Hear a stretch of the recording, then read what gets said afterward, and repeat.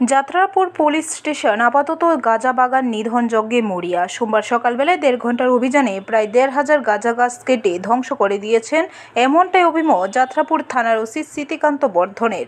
এদিন সকাল 9:30টায় একান্ত সাক্ষাৎকারে ওসি জানান, থানা এলাকার এডিসি ভিলেজ মনাই পাথরে দক্ষিণাঞ্চলের তৃষ্ণা অভয়ারণ্য এরিয়ায় করুলা ছড়া সংলগ্ন জায়গায় গুজিয়ে ওঠা 2টি প্লট কেটে ধ্বংস করে দেওয়া হয়। তাতে প্রায় 1,500 গাঁজা গাছ শেষ হয়ে যায়। তিনি জানান, সোমবার সকাল তখন ঘড়ির কাঁটা 7:30টা। সঙ্গে তিনি সাব ইন্সপেক্টর যেমন অমর কিশোর দেববর্মা, প্রীতম দত্ত, বিজয় চক্রবর্তী সহ থানার বেশ কিছু পুলিশ স্টাফ ও টিএসআর জওয়ানদের সঙ্গে নিয়ে চড়াই উতরাই পেরিয়ে নির্দিষ্ট স্থানে পৌঁছানো যায়। শুরু হয় গাঁজা গাছ কাটিংয়ের নির্বিঘ্নে। করুলা ছড়া একেবারে জনমানবহীন জায়গা। গজিয়ে ওঠা গাঁজা গাছগুলি কেটে তড়িঘড়ি নির্বিঘ্নে থানায় ফিরে আসা হয়।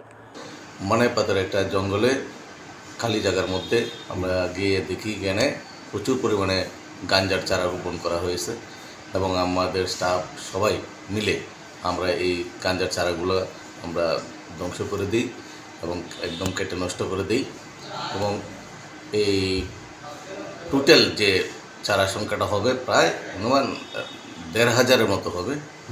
ব্যুরো রিপোর্ট, খবর ত্রিপুরা।